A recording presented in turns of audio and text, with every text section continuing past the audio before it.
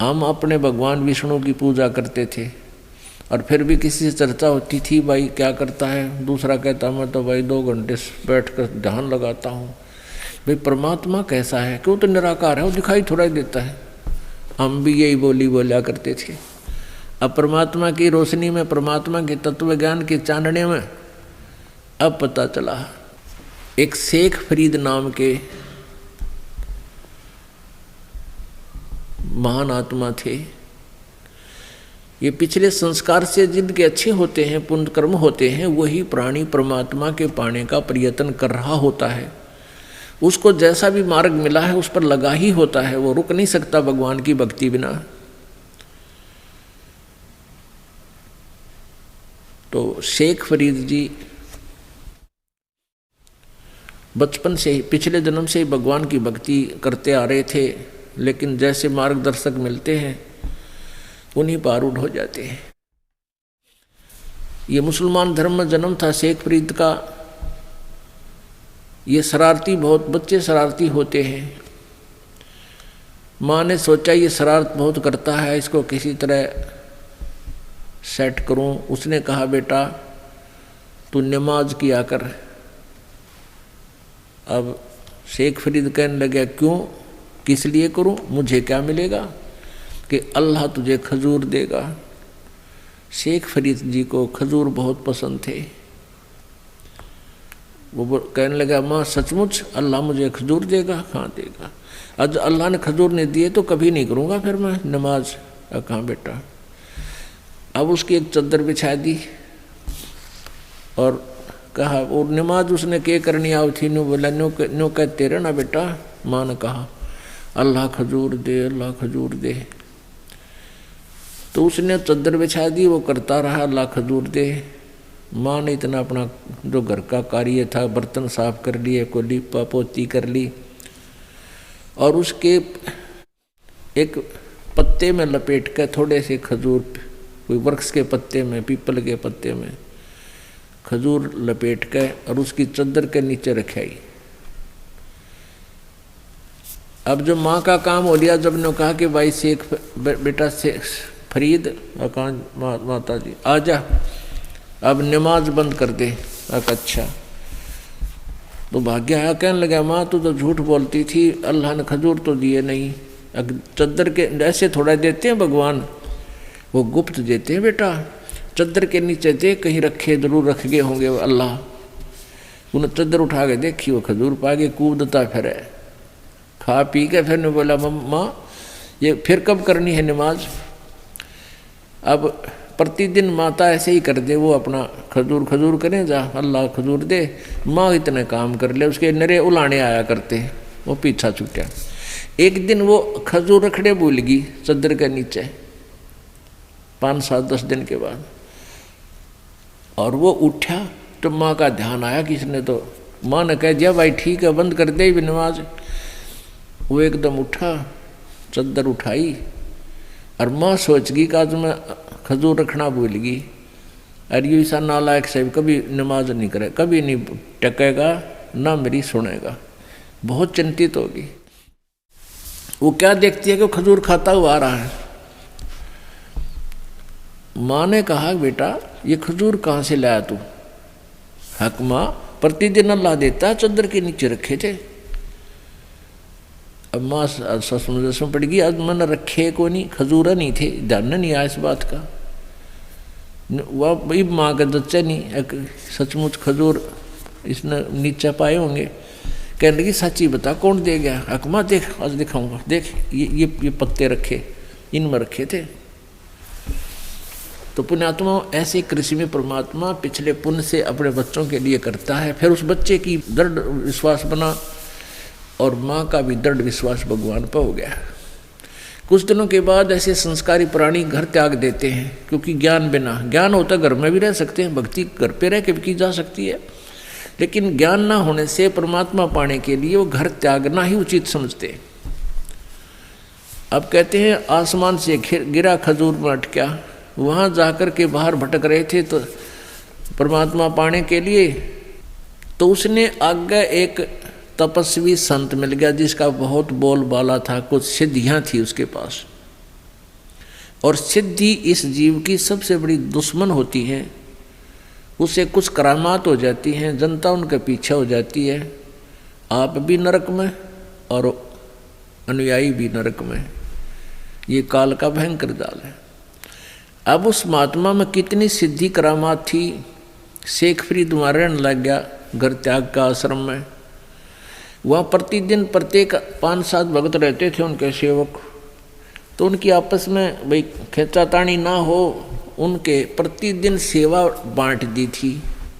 और कुछ श्रद्धालु ये विशेष कर ये सोचते हैं भी हम भी गुरु जी की सेवा करें, हमारा भी नंबर आवे, इसलिए प्रतिदिन उनका एक दिन बांट रखा था कि एक दिन ये भगत सेवा करेगा गुरु जी की, एक दिन ये करेगा, एक दिन ये करेगा।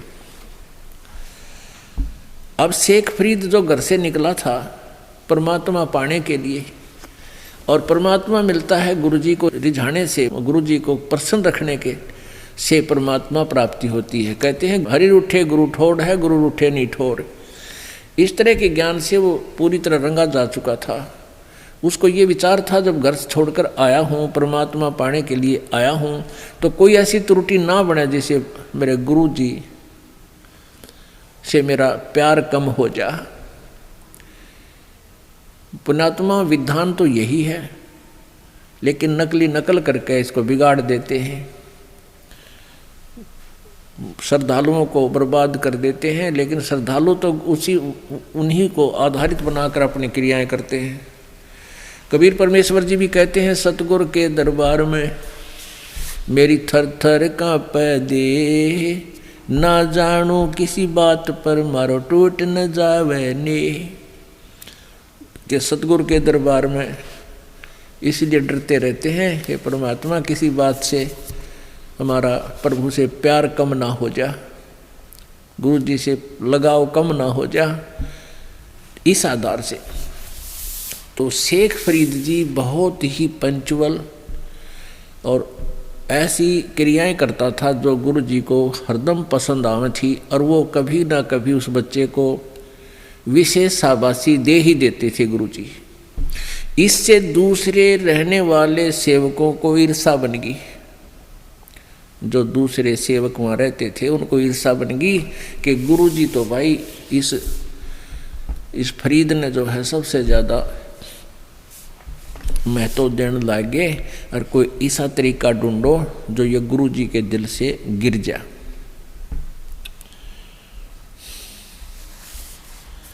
अब क्या किया कि वो प्रतिदिन वो उनका गुरु जी हुक्का पिया करता।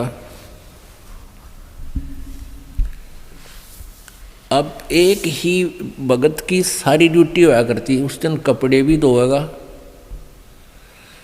उनका खाना भी बनावेगा, हुक्का भी भरेगा, आग बनावेगा, दोनों टाइम जब भी जितनी बार खाना खावे। तो वो गुरुजी जो था खाना खाने के तुरंत बाद हुक्के की डिमांड करता था। अगर कोई 5-7 मिनट लेट हो जाता, 10 मिनट, तो उस सेवक ने डंडा पीटा करता। इतना क्रोधी था, क्योंकि तपस्वी में तामस ज़्यादा होता है। वो तपस्या को ही आधार बताया करता था, और स्वयं भी तपस्या करके ही ये कुछ सिद्धियां प्राप्त किए हुए था वो गुरु उनका शेख फरीद जी का। तो एक दिन वर्षा का मौसम था, वर्षा नहीं थी लेकिन मौसम चौमासे का था। अब शेख फरीद ने अग्नि जैसे खाना बनाया, अग्नि बन जाती है, उसमें और लकड़ी लगा के हुक्का भरने के योग्य अग्नि तैयार कर ली। वो पहले कर लेते थे, फिर खाना खिलाने जाते थे। खाना खिलाते ही हुक्के की चलम ला करके ताखू डाल कर हुक्का भर कर गुरु जी को दे देते थे।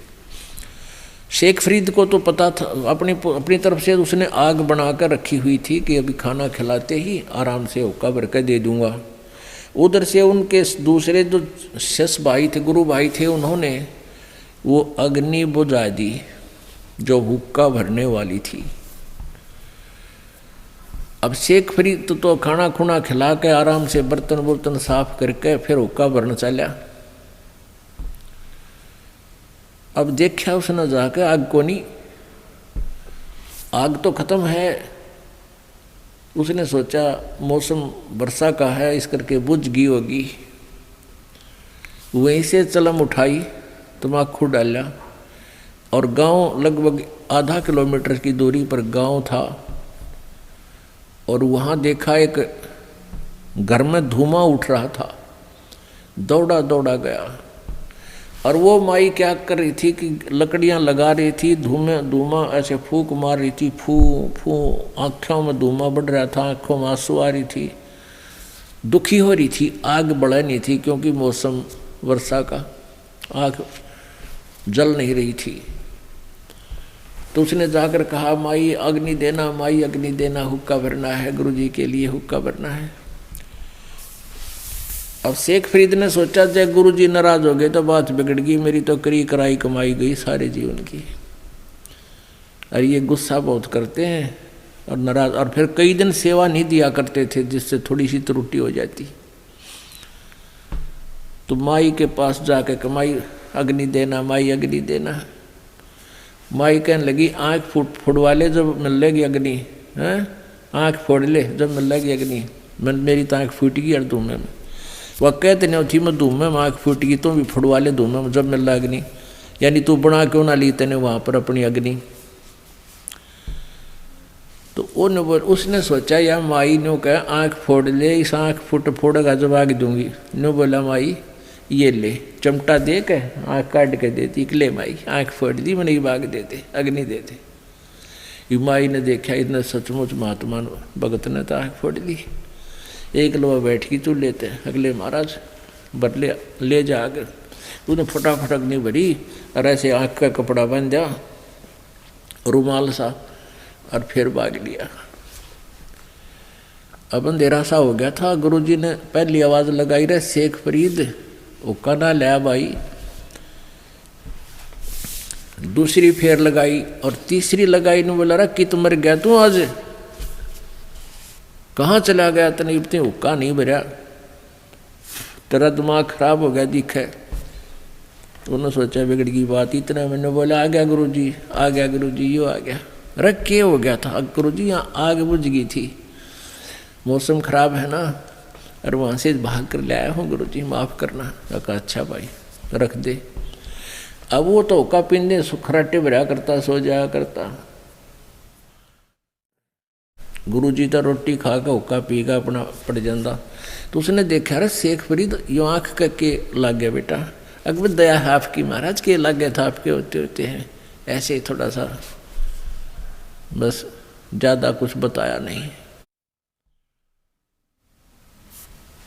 अब वो तो पी का होकर लेट गया। अब माई ने सारी रात नींद आई नहीं, रात हो गई थी कि जाऊँ के ऊपर आश्रम में, वो संत बात नहीं करें। सुबह गई वह, आँख ने धर रही एक बर्तन में छोटे से में, वो आँख जो काट के वहाँ गेर का आया था।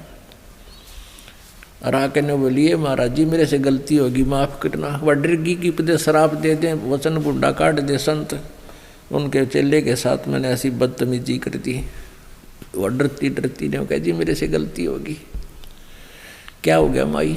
संत ने पूछा कि आपका शिष्य अग्नि लेने गया था, मैं धुएं में दुखी हो रही थी, लकड़ी गिल्ली थी, मौसम खराब था, आग ना बढ़े थी, और मैंने तो गुस्से में कहा था कि आँख फोड़ ले जब मिला कर, जब बनेगी अग्नि, जब मिलेगी अग्नि। आपके चेले ने आँख काट के दे दी, महाराज ये देखो, मैंने माफ़ कर दियो। उन्होंने बुला रहे, कौन? शेख फरीद हो रहे ना? वो आया, कहाँ जी? क्या बात हो गई थी जी? ऐसे ऐसे अग्नि बुझ गई थी, मैंने सोचा गुरुजी रुष्ट हो जाएंगे, और माई ने बोली आँख फोड़ ले जब आग मिलेगी। मैंने आँख फोड़ दी गुरुजी के लिए, जब माटी है, ये शरीर आपका है गुरुजी। उनकी सच्ची श्रद्धा देख कर सीने से लगा लिया उस संत ने, और कहा बेटा खोल दे पट्टी। वो पट्टी खोल दी, उसकी आँख नो की नो होगी पूरी, लेकिन थोड़ी छोटी रहेगी, आँख नो की नो ओके स्वस्थ होगी, और वह एक निकली पड़ी बाहर।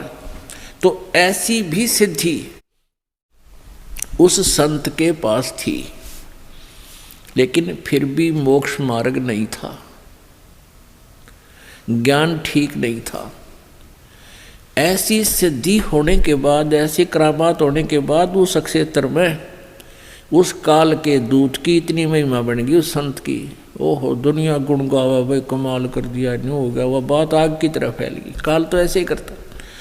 तो पुण्यात्माओं, ऐसी महिमा देखकर किसी संत की उसके ऊपर जो आश्रित हो गए वह कैसे दूर हों।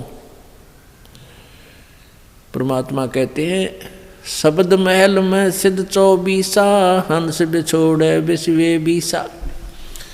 इस पिछले जन्म की कमाई थे और वर्तमान की हठ योग क्रियाएं और विशेष मंत्र के एक विशेष जाप से सिद्धियां आ जाती हैं।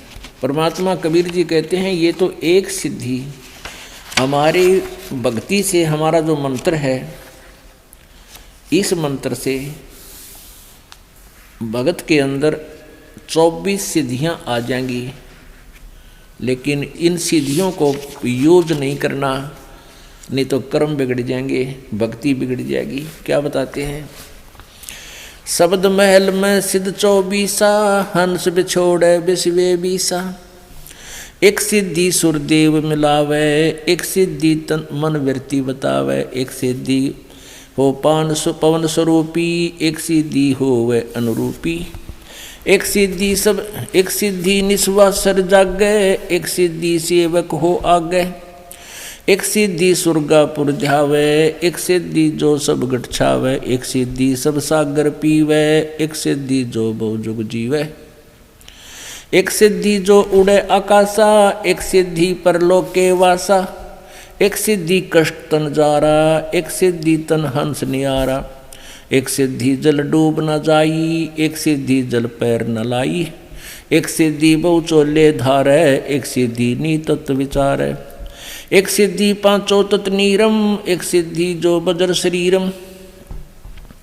एक सिद्धि पीवे नहीं खाई, एक सिद्धि जो गुप्त छिपाई। एक सिद्धि जो ब्रह्मंड चलावे, एक सिद्धि सब नाद मिलावे। एता खेल खिल्यारी खेले, सो हम हंसा प्रगट वेले। 24 को ना दिल चावे, सो हंसा शब्द अतीत कहावे।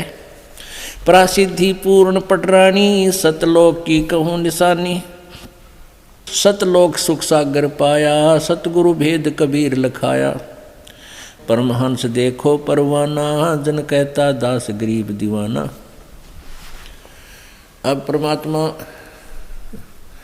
की महिमा सुनाते हुए गरीबदास जी ने कहा कि परमेश्वर कबीर जी के इस मंत्र में, जाप में, साधना में ये 24 सिद्धियां आ जाएंगी। और इन 24 को ना मन चावे, सो हंसा शब्द अतीत कहावे। उसके ऊपर भक्ति की कमाई उसकी सुरक्षित रहेगी, जो इन 24 सिद्धियों को भी नहीं चाहेगा। कौन कौन सी सिद्धि अभी आपको गिनवाई हैं? शब्द महल में सिद्धि 24, अंश बिछोड़े विश्वे बीसा। अभी तक आप जी ने 8 सिद्धि सुनी है। ये भगवान शंकर के पास निधि हैं, सिद्धि हैं। इन्हीं में से एक आधी सिद्धि जो तप साधना करते हैं, इन पुजारियों को दे देते हैं। उस एक हल्दी की गांठ पर ये पंसारी बन जाते हैं। अब परमात्मा कहते हैं, हमारे इस मंत्र में 24 सिद्धियां आ जाएंगी, जो इन ब्रह्मा विष्णु महेश के पास भी नहीं है। और ये तुम्हारी दुश्मन हो जाएंगी यदि तुमने इनका प्रयोग करना शुरू कर दिया। इनका नहीं प्रयोग करना, ये तो बाई प्रोडक्ट है आपका, भक्ति का बाई प्रोडक्ट है सिद्धि। हमने भक्ति चाहिए। और जैसे ये समझ लो गेहूँ बनाते हैं ना, उसमें बुरड़ी हो जाती है, वो यूजलेस होती है। उनमें एक आधा दाना भी होता है, थोड़े बहुत गेहूँ भी होते हैं, पर वो यूजलेस। ये सिद्धि साधना तो बुरड़ी समझ लो। हमने अपनी कणक सुरक्षित रखनी है, सत्य भक्ति सुरक्षित रखनी है। इसका सिद्धियों से कोई लेना देना नहीं रखना। कौन कौन सी सिद्धियां बताते हैं? एक सिद्धि सुरदेव मिलावे, एक सिद्धि मनवृत्ति बतावे। ये सिद्धियां होती हैं जो आपके मन में क्या सोच रखा है आपने, वो बता देगा सामने वाला। उसके एक वो मन की वृत्ति बताने वाली सिद्धि जिसने अपनी कंप्लीट कर रखी है, साध रखी है। एक बार हमारे ताऊ के लड़के की भैंस चोरी होगी, तो किसी ने बताया कि वहाँ इधर गुड़गांव साइड में एक मुसलमान है और वो जाति बता दी है चोर का नाम। तो उसने वो वहाँ गए 5-7 हमारे घर वाले, उसने कहा कि तुमने जिस पे शक है उसका नाम लिख लो और उसके साथ साथ और 10 नाम और पर्चियाँ बना लो, एक तो उसकी हो जिसके ऊपर तुमने शक है और बाकियों की 10 के 9 के नाम और लिख दो, 10 पर्ची यहाँ डाल दो, मैं अपने आप उठा के दे दूंगा, वो चोर होगा। अब उन घरवालों को किसी एक पर शक था, उसका नाम लिख दिया। सबके जितने सेव वहाँ गए थे सबके मन में यूँ था कि यूँ पक्का चोर है, और वो पर्ची डाली, उसने वह ये पर्ची उठा के दे दी। वह मन की वृत्ति जाने था कि किसके बारे में सोच रहे हैं ये चोर। सब खुश हो गए, वाह भाई वाह, बड़ी बात है, तो कति सच्ची बात होगी भाई, देखा ना हम भी सोच रहे थे, इसने वह बता दी। वो आके पुलिस ने कहा था भाई मेरा नाम बता दो, किस पे शक है, उन्होंने बता दिया यूँ चोर है। पुलिस ने उसको पूछताछ की, धमकाया खुरकाया, पुलिस ने कहा भाई यूँ चोर नहीं है। फिर उन्होंने किसी और पर शक कर लिया कि शायद वो है भाई पक्की बात, वो उस दिन वहाँ खड़ा था, ऐसे रात में वहाँ खड़ा था, उसने देखा था। तो वो फिर किसी दूसरे और के पास गए, एक ऐसा ही बकवाद करनी है, तो उसने भी यही कहा। ऐसे ही उन्होंने उसका नाम लिख दिया, जिस पे शक था 9 और लिख कर डाल दिए। उसने वह पर्ची निकाल दी जिस पर उन हमारे घर वालों में शक था, वो नाम निकाल के दे दिया यूँ चोर है। अब फिर उन्होंने फिर आगे पुलिस को बताया कि यूँ पक्का चोर है भाई, तुम कित पूछ का एक ऐसे ऐसे वहाँ। तो पुलिस वाले बोले ये बात नहीं जचती। उससे भी पुलिस ने पूछा था अच्छी की, लेकिन वो भी चोर नहीं था, वो बहस नहीं पाई। और वो जाते बता दे जो मन में सोचते ये बकवादे हैं, किसी ने सच्ची भी हो जाती है उनकी, तो 20 जगह गुण गा दे, हमारी तो सच्ची बता दी थी उसने। तो पुण्यात्माओं, ये ड्रामाबाजी हमने नहीं करनी चाहिए। तो क्या बताते हैं, एक सिद्धि निस्वासर जागे, एक सिद्धि सेवक हो आगे। मेरे मामा जी का गांव है खेड़ी दमकन सोनीपत में, और वहाँ एक गीसा पंथ का एक गीसा साहिब जिसको परमात्मा मिले थे, उसी का एक गीसा दास संत का ही शिष्य नेक्की राम जी था।